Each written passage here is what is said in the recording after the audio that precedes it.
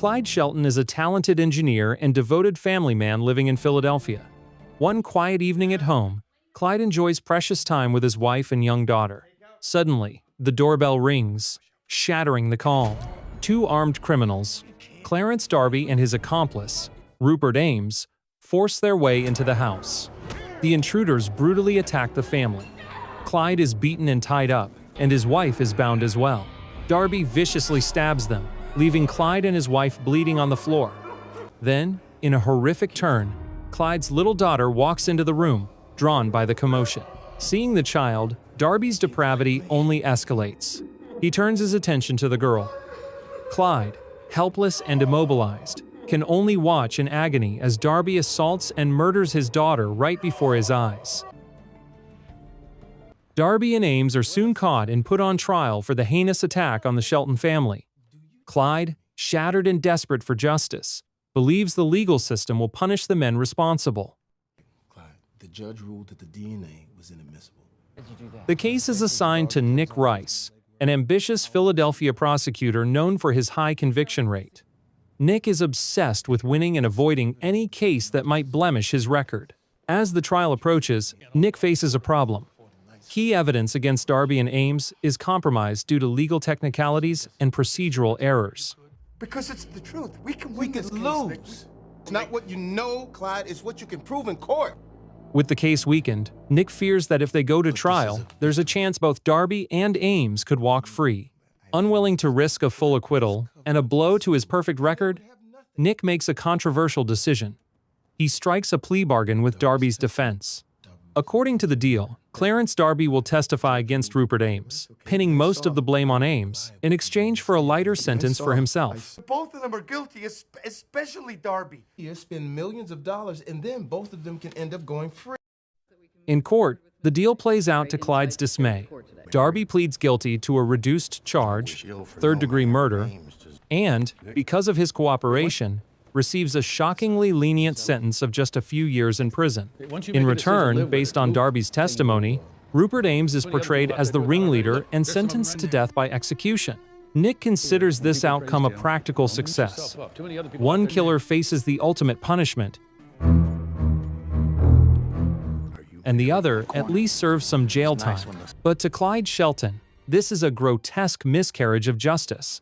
The man who directly brutalized and killed his family is effectively allowed to get away with murder. Clyde is stunned and horrified as the judge accepts the plea deal. In the hallway, Darby has the audacity to grin and boast that he beat the system, even thanking Nick for the sweet deal. Watching Darby walk away nearly scotangent-free is the final straw for Clyde. Nick attempts to rationalize the arrangement, insisting it was the only way to ensure some punishment given the flawed evidence. But Clyde cannot accept any justification. He feels utterly betrayed by Nick and by a justice system that failed him at every turn. He lost his wife and daughter in the most brutal way imaginable, and now the law has let their killer off with a slap on the wrist. As Darby walks free after serving his brief sentence, Clyde's overwhelming grief turns into cold, seething resolve. If the legal system won't deliver true justice, he will take matters into his own hands. He silently vows that those who destroyed his family and those who enabled this injustice will pay dearly for what they've done. 10 years pass. A decade is more than enough time for Clyde's physical wounds to heal, but the pain of his loss and anger at the system have only grown. Over the years, Clyde's grief and rage have been channeled into careful preparation. Drawing on his ingenuity and engineering talent, he has methodically plotted for the day he will set things right. By 2009, 10 years after the murders, Clyde is finally ready to make his move and ensure that everyone responsible for his family's tragedy faces real justice on his terms. The first shocking event comes during the scheduled execution of Rupert Ames. What should have been a routine lethal injection goes horribly wrong. As officials look on, Ames dies in excruciating agony as the drugs take effect. He writhes and screams in pain. It quickly becomes clear that the execution drugs were sabotaged to cause maximum suffering. Investigators examining the injection equipment discover it was tampered with, and they find a taunting clue left behind. a message reading, "You can't fight fate," a phrase Clarence Darby once sneered. This chilling evidence proves the horrific execution was no accident. Someone orchestrated it as a signal, and it strongly suggests that Darby is the next target. Police, realizing Darby could be in grave danger or involved somehow, rushed to find him. By this time, Darby has finished his brief prison stint and returned to his criminal habits. He's at home using cocaine when he receives an anonymous phone call. A distorted voice warns him that the cops are coming for him right now. Darby barely has time to grab his pistol and escape out the back as police break into his apartment. With adrenaline pumping, Darby stays on the line with the mysterious caller, who gives him step-by-step instructions to evade capture. Following these directions, Darby ditches his weapon to avoid being tracked and heads to a location the caller specifies for a quick getaway. Sure enough, at the end of an alley, Darby finds a lone police cruiser parked with its engine running, exactly as the caller promised. A single officer appears unconscious in the driver's seat. Desperate, Darby jumps in. He shoves the groggy cop aside at gunpoint and commandeers the vehicle. Under the caller's guidance, the cruiser eventually pulls up at an isolated abandoned warehouse, the destination the caller intended all along. I'll never see them again. Hey, what about my... You know why I'll never see my wife? The officer Darby has been holding hostage is not a cop at all. It's Clyde Shelton in disguise. Clyde has orchestrated every step of Darby's escape. Darby, stunned, tries to shoot Clyde immediately, but the stolen gun has been cleverly sabotaged. Instead of firing a bullet, it launches a hidden dart laced with a paralyzing neurotoxin, tetrodotoxin. Other neurological functions. And you're about to experience more of that. The predator has become the prey, and Clyde now holds all the power. Clyde has waited a decade for this moment. He methodically carries out his brutal revenge. Clyde straps Darby down to a table in the warehouse, transforming it into a makeshift torture chamber. To maximize Darby's suffering, Clyde administers drugs that keep him awake and sensitive to pain. Clyde even places photographs of his slain wife and daughter where Darby can see them as a final condemnation. The entire gruesome session is recorded on video by Clyde's cameras. After prolonged torment, Darby finally dies at Clyde's hands. With his revenge against Darby complete, Clyde moves to cover his tracks. He frees the real police officer he had kidnapped for the ruse, leaving the man alive to be rescued later, and disappears from the warehouse. It isn't long before Detective Dunnigan and the authorities discover the ghastly scene. Jesus Christ. They identify the warehouse as a property owned by Clyde Shelton, and the evidence of the elaborate trap, combined with Clyde's obvious motive, makes it clear Clyde Shelton is responsible. He owned the warehouse where they found Darby. The police swiftly surround Clyde's house to arrest him. Expecting a violent confrontation with a dangerous criminal, the officers are surprised when Clyde peacefully surrenders. He seems almost eerily calm and compliant as they cuff him and take him into custody. It appears that the murderer of Darby and the saboteur of Ames's execution is now secured in jail. The authorities breathe a cautious sigh of relief, hoping the bloodshed is over. Little do they know, for Clyde Shelton, the real game is just beginning, and he has only played his opening moves. During an early interrogation, Clyde is cool and unrepentant. He even waives his right to an attorney and lectures Nick about the law's failures. Instead of answering questions, Clyde makes a brazen offer. He'll confess to his crimes, but only if he gets a peculiar reward: a new, high-end mattress for his jail cell. Nick is stunned by the audacity of this request and refuses, ending the interview without a deal. That night, however, Clyde strikes back in a chilling way. A DVD is delivered to Nick's home addressed to his young daughter. Expecting a school recital video, Nick's wife plays it, only to find it's footage of Darby's torture and dismemberment. Clyde has sent his gruesome handiwork directly to Nick's family, terrorizing them. Nick is outraged and shaken. The message is clear. Clyde can reach beyond prison walls to hurt those close to his enemies. District Attorney Jonas Cantrell urges Nick to reconsider Clyde's bargain. They need information from Clyde to stop any further carnage. The art of the possible, Warden. Make the deal. I don't know that I want to. In court the next day, Clyde represents himself during a preliminary hearing. With smug confidence, he cites legal precedents and argues that he should be granted bail, since no formal charges have been proven yet. Initially, Judge Laura Birch is inclined to agree on technical grounds. But as she begins to approve Clyde's release, Clyde suddenly mocks her and the entire justice system. Thank you. This is why we're here in the first place. And you were about to let me walk right out that door. I just killed 2 people. He points out that she was ready to let a murderer go free just because he knew the right legal loopholes, exactly the kind of flaw that enabled killers like Darby. The judge, embarrassed and furious at being manipulated, reverses course. She denies bail and even holds Clyde in contempt, ordering him back to jail indefinitely. With the mattress delivered to his cell as promised, Clyde starts talking.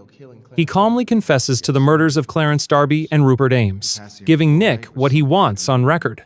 Just when it seems that part of the puzzle is solved, Clyde reveals there's more. He tells Nick and Jonas that they're missing someone, Darby's old defense attorney Bill Reynolds. Clyde admits he's kidnapped Reynolds, who was last seen days ago, and Clyde makes yet another demand. He wants an extravagant steak lunch from his favorite restaurant, complete with all the trimmings and his music player, delivered to his cell by exactly 1 p.m. If the meal is on time, Clyde will give up Reynolds' location. If not, he warns ominously, Reynolds will die.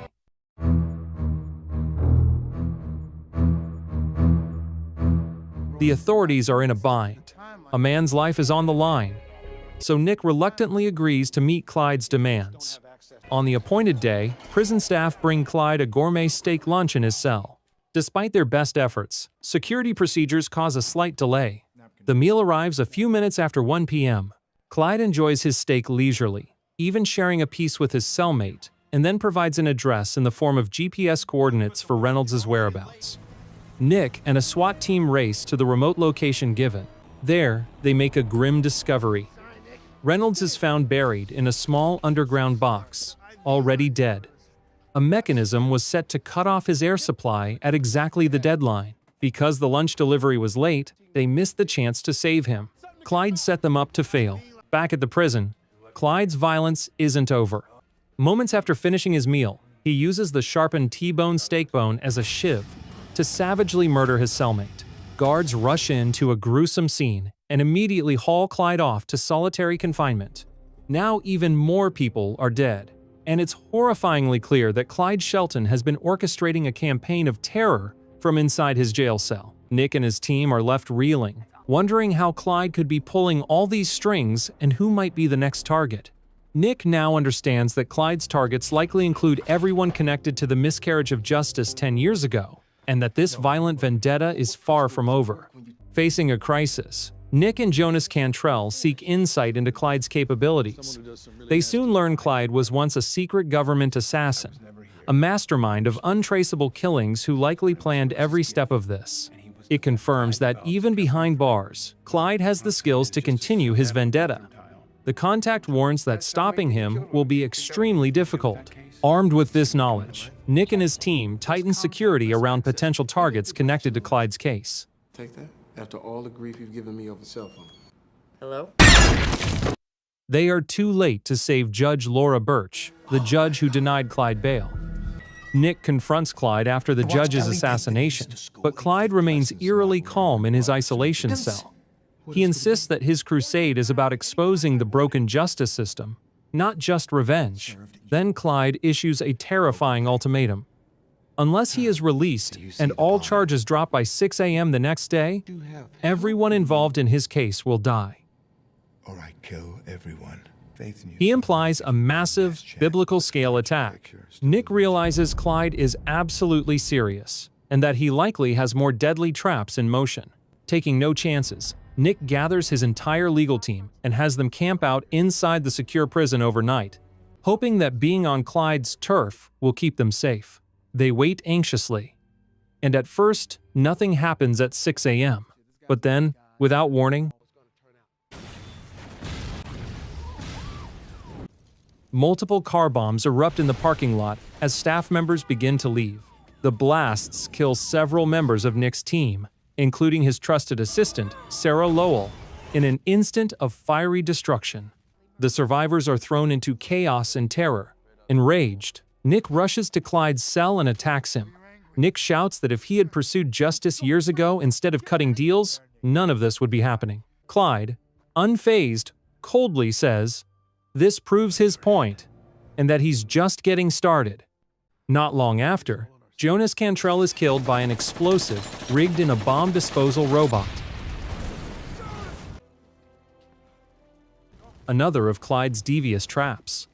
In the wake of this latest loss, Mayor April Henry demands action. She refuses to accept Nick's resignation when he offers it in guilt, and instead appoints him acting district attorney, tasking him with ending Clyde's rampage by any means necessary. The city is essentially locked down. Everyone knows that as long as Clyde Shelton's war against the justice system continues, no one involved in his case is safe. The pressure on Nick mounts.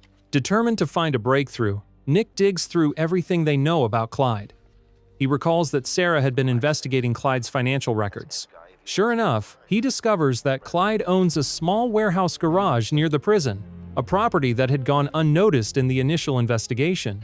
Suspecting this might be key to how Clyde has been operating, Nick and Detective Dunnigan head to the location immediately.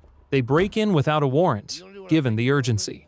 Inside the garage, they find a startling secret. A tunnel leads directly to the prison.